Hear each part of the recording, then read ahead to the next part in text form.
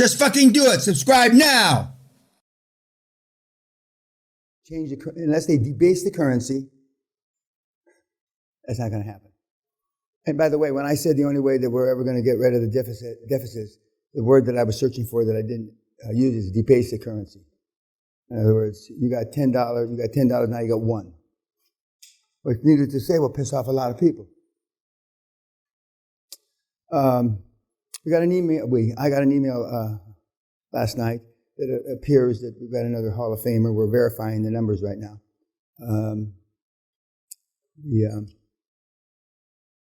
Not out of the blue. He's been a front runner for a while, but it appears so. And these seminars evoke interest again, and they say, "Oh, well, fuck."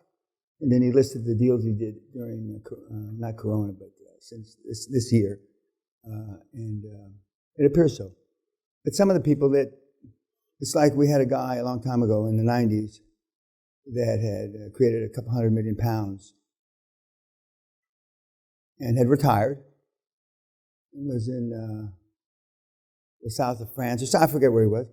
And then he happened to bump into somebody that, oh yeah, and so he contacted us and we verified the numbers. And so there's a bunch of them out there that, remember, $1 billion and they make 200 million, £1 billion, they're gone. I get maybe, and I'm not telling you this because I want you to do it. I get maybe 10 or 12 Christmas cards. I get a lot of birthday cards. I get hundreds, maybe thousands. Not cards, but online. Yes, you had your hand up? There's 4 or 5 different numbers, and it depends, okay? 10 million in EBITDA, verifiable. 100 million in deals. If you change the lives of 1 million people, we got a couple of those up there. If you're rags to riches, your mom was a crack whore that sucked off the 7th Fleet, and you graduated from Harvard. We got one up there. She didn't suck off the 7th Fleet. She sucked off the French Foreign Legion or something. I forget what it was.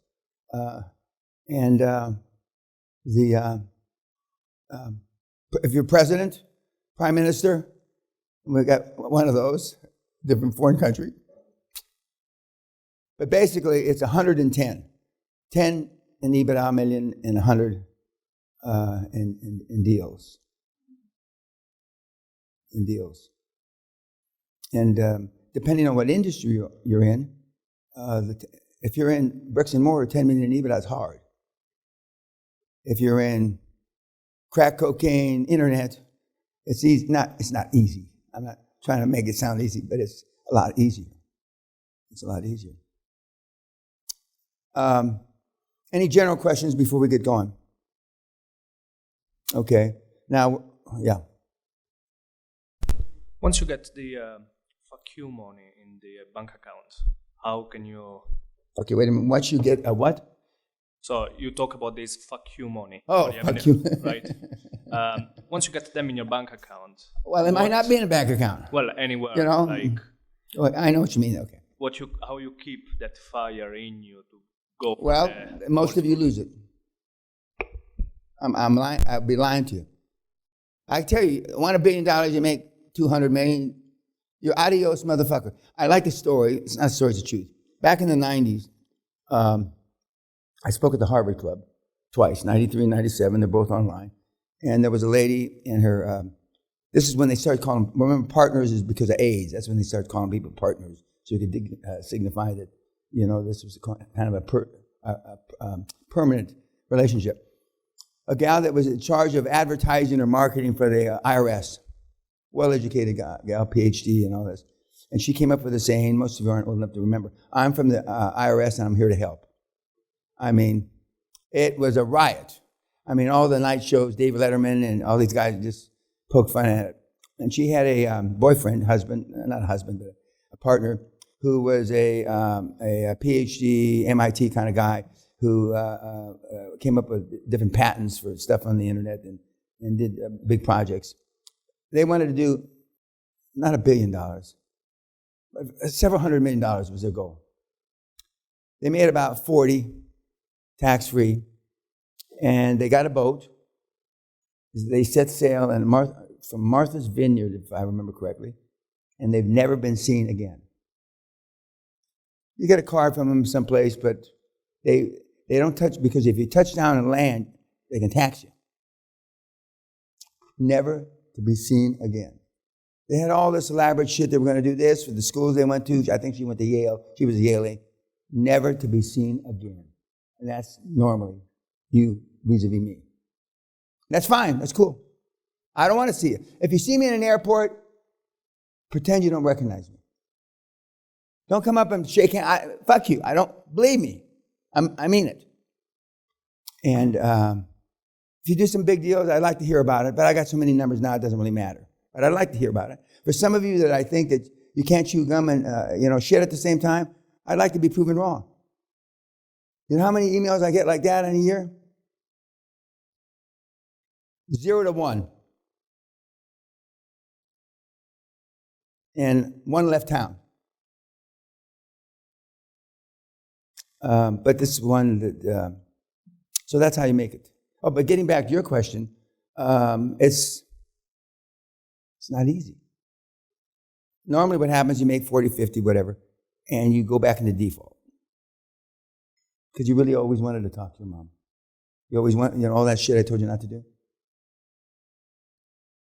So if the longer you can stay from that default, the higher the probability you'll make more money. But then you go back. And then you want to be Santa Claus, because down deep inside you want to be loved by everybody. And there's a reason why Sally and I didn't see our parents, or our fathers, our mothers, for 7, 8 years. Because down deep inside, I did want to hug my mama, my little teeny mama, I wanted to hug my grandma, really. But I'm strong enough, or sick enough, depending on how you want to look at it, to say, So it's hard. It's not easy. Even when you have fuck you money. Any other general questions? We're going to go over a case study later when we're not on film. From one of you, real life. This is the kind of thing we do at Hardcore. But since the you brought it to my attention, and I've already gone through part of it, vis-a-vis the board. And unlike you,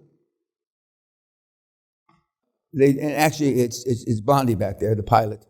They did a pretty good fucking job. Now her husband has come to the seminar a year ago, correct? Okay, she's shaking her head like this. Okay, and she's got about 9 out of 10. We're doing it correctly, not skipping the steps. Okay, but I'm not surprised. I told you the gals are better multitaskers. So she didn't disprove what I say. So we're going to go through that. So we'll get a special treat, so to speak, because and it's a big deal. It's not some chicken shit McDonald's coffee deal, and we're going to go through the aspirations, goals, etc. Affirmations, not aspirations, but they should be your aspirations as well. I went back and I looked at my affirmations last night, and they were all current because I changed and added and subtracted some about 4 or 5 months ago.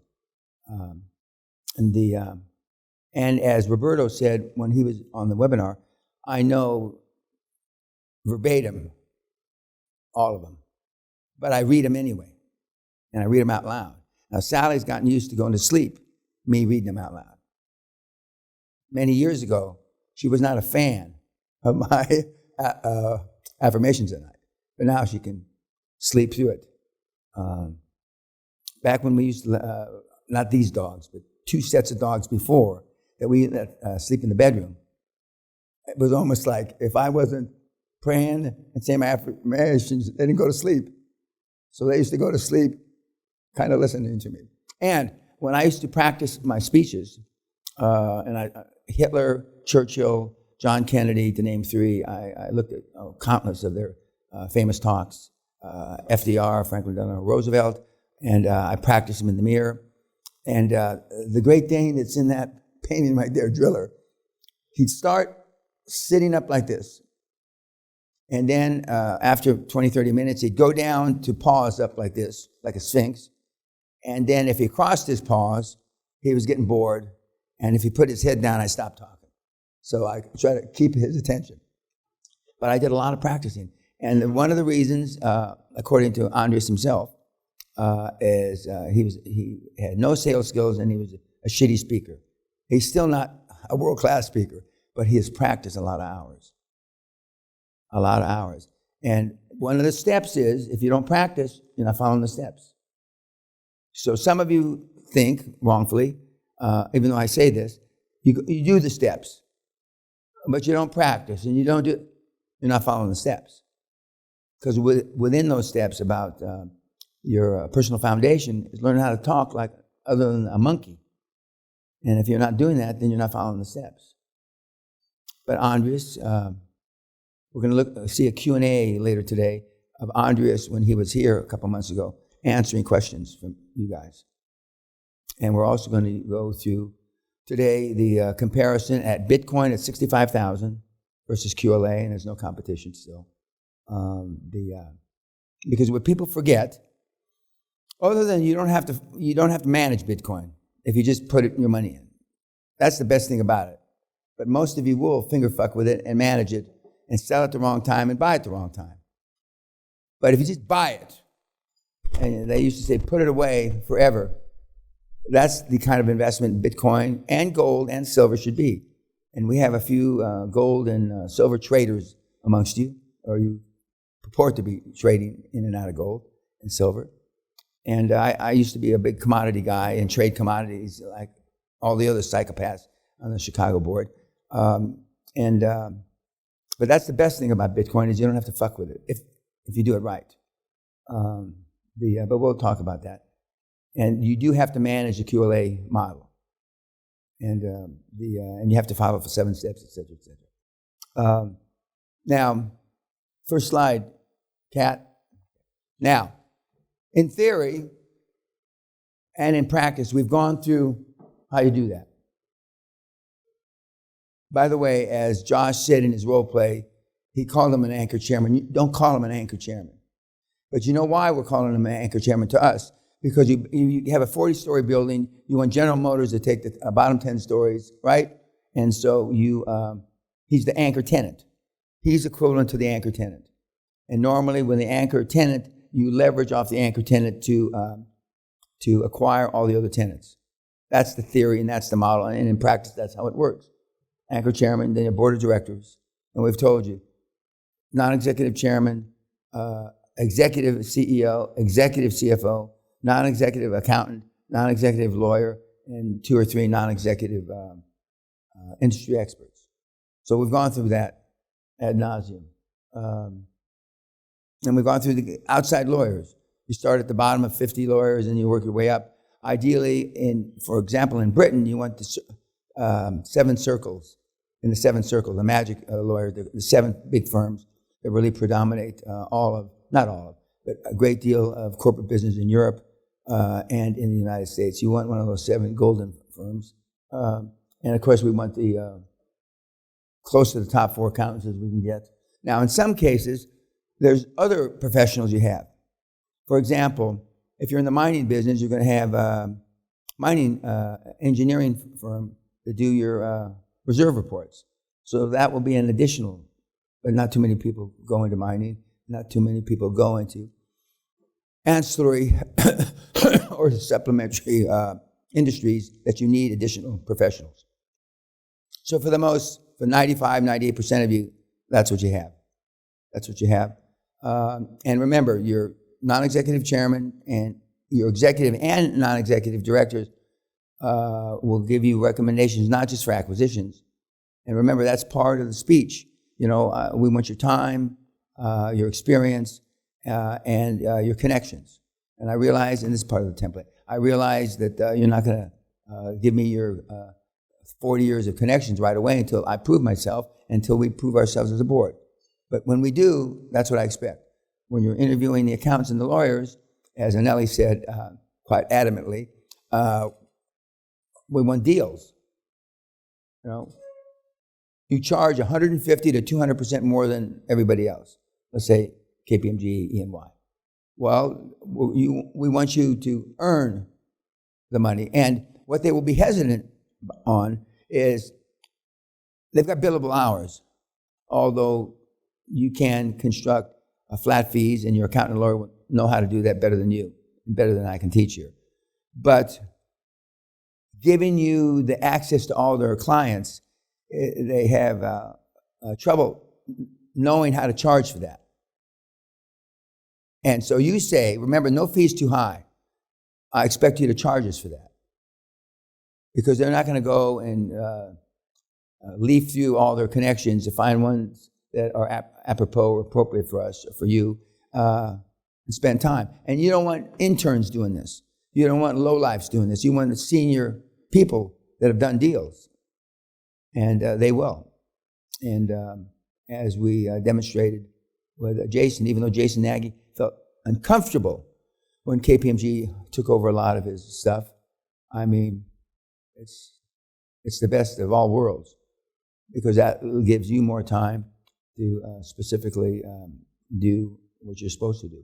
So you ask yourself, well, if our accountants are finding us deals, if our accountants are finding us money, what the fuck am I supposed to do?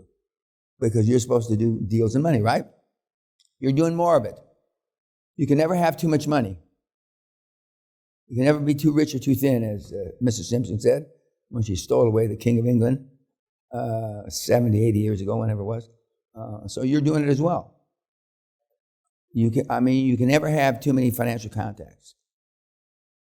And when you get a big financial contact, like I got the Kuwaiti government, it's hard to stay focused, because in the back of your mind, well, they're managing. At that time, they were the second biggest sovereign fund on the planet. Fuck, my career's made, and you get lazy. Now, I never got lazy for the 9 years I had the privilege of being in a financial relationship with the Kuwaiti government. But most people, they do one big deal and they go to sleep. I didn't go to sleep. I just kept pounding at the door of the Al-Sabahs with different ideas. They didn't accept all of my ideas, but they accepted a lot of them. And so it's the hardest thing, vis-a-vis back to the fuck you money, the hardest thing is to stay hungry when you're not hungry. That's the hardest thing. Especially and I'm not demeaning, yes, I am demeaning the kids in here that don't have 2 fucking nickels. I mean, once you have a bunch of nickels, why am I getting up at 5 or 4? Or why am I doing this? Or why am I? Because you got to kiss frogs. Like I have dress frogs on today, but I never forget. You got to kiss. And some of you will connote it to kiss an ass, and you won't do it, or you'll do less of it. I didn't go to school and get a PhD to become a salesman to kiss ass. Your parents won't be proud of you. Believe me. In fact, they could even have disdain for you until you move into this big, 25,000 square foot house. Now, I'm not suggesting some of the guys buy their parents' house. That's a waste of money. That's wasted money, buying your parents a house, buying them cars. That's wasted money. Lease them a fucking mobile home. That's a little over the top, but spending money out of guilt. Nobody ever bought their mother, their father, anything other than out of motherfucking guilt. Nobody bought them out of fucking love, and so don't fool yourself. You did it out of guilt, and nobody knows how to twist the guilt knife better than a mama. Nobody.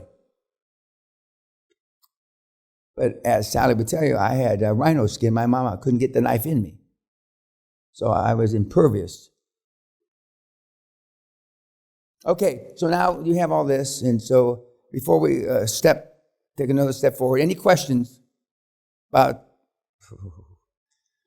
Why did I just get a chill up my ass when you raised your hand? Go ahead. I promise it's not a 60-40 Okay, question, well, but, what's the responsibility of a non-executive director? well, he's less liable, not independent non-executive director. That's the magic. Independent. They're there to give independent advice and represent the shareholders. Whether they do that or not is, the court. And I keep saying court, even though only maybe 5% of you are going to go to court. But you don't believe it until it hits you, till it's 100%. But it's to give independent advice to the shareholders. So that means you're not supposed to have them in your pocket.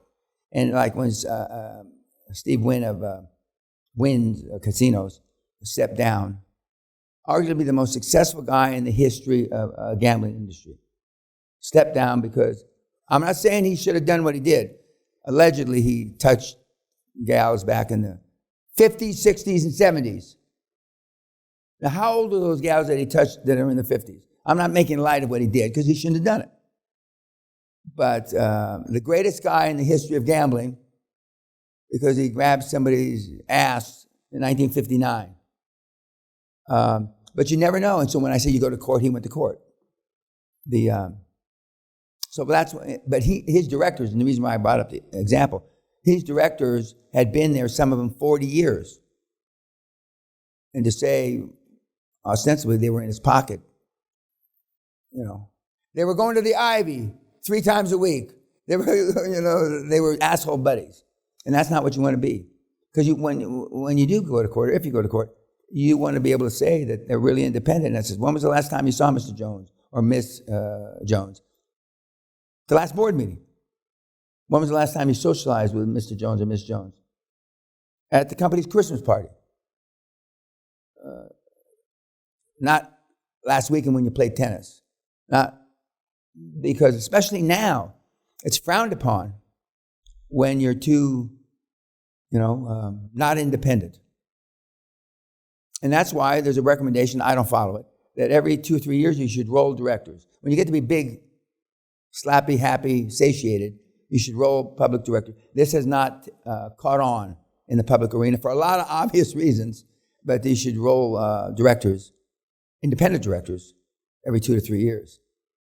And needless to say, corporate world is fighting back against that. In some cases, it takes 2 or 3 years just to fucking learn the job.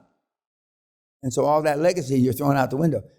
In my opinion, the real reason is, having board meetings at Monte Carlo and shit. Because we were public in Amsterdam, we were public in the UK, and our corporate office headquarters was Houston and London.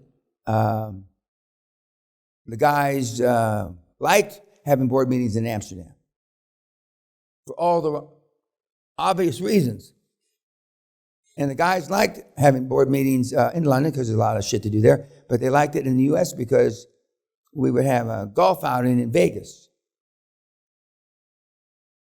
In all the years I was a CEO of a public company, 9.5, I never had a board member not make a Vegas golf tournament nor a board meeting in Amsterdam. And we had some old farts. They were sick for something else, but they weren't sick for those meetings. And that's why, if you roll them every 2 or 3 years, there's perks, because there's a certain amount of prestige to be independent director of a public company. But now the hassle and the potential liability is almost outweighing the prestige. And what will not outweigh it for you guys, because you're going to be giving them, metaphorically speaking, you're giving them through their participation in transactions. And that's the big difference. Yes, sir. If you're rolling them that often, what happens with the percentage of equity? No, you're not. It's pushing towards that. We don't want to roll because we're giving them equity. So for all, it's not, I cross my fingers, it will never be a mandatory thing. But if you roll some guy from General Motors, so you just roll another guy into the $250,000 honorarium you pay him. But for us, that would be death knell. because now you're spreading, but they go away with their 2% equity. The next person comes in, this is just theoretical, you give them options on 2%, okay? So they get options on 2% of whatever the company grows from the time that they start. So bookkeeping and accounting would not be a nightmare. It would be, obviously, we can do it, but we don't want that. So, we just, but the same people carrying placards at these, the Greenpeace bullshit, want that. Because they say that when they're there more than two, these guys wouldn't know anything about running public companies. They're 19, 17, 23. But they know that the longer they're there, the more familiar they are there, the more familiarity, I should say, is present. And they think familiarity is bad for another reason. I say familiarity breeds contempt, because it's harder for you to fire somebody that you're friends with. Now, for me, it's not. I had a relative, only twice I had a relative work with me. And I fired the person the first time, and a few years later when I hired that person back, I fired him again. I was right firing him the first time, but I couldn't trust anybody in this particular situation. I didn't believe I could trust anybody because I didn't know anything about the industry. But so I've had a relation that had the same bloodline as I did twice work for me, the same person I fired 2 different times. Now, needless to say, my name was persona non grata when I did that in the family. Needless to say, I shortly thereafter moved to the UK. Not because of that, but some people think I moved to the UK because of that. Because, for those of you that have family working with you, your mother, it's not easy. Doesn't mean it's not right. We've got guys paying their moms $50, $150 grand a year to do nothing. And what do you think the independent directors think about that? Some would say, it's none of their fucking business.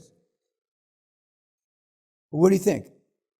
Is there one leadership for your mom and one leadership for the independent directors? Some of the U's.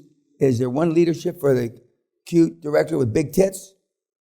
Is there, you got to be, even when you're wrong, you got to be consistent. And nobody teaches you that. Any other questions? Okay, YouTube.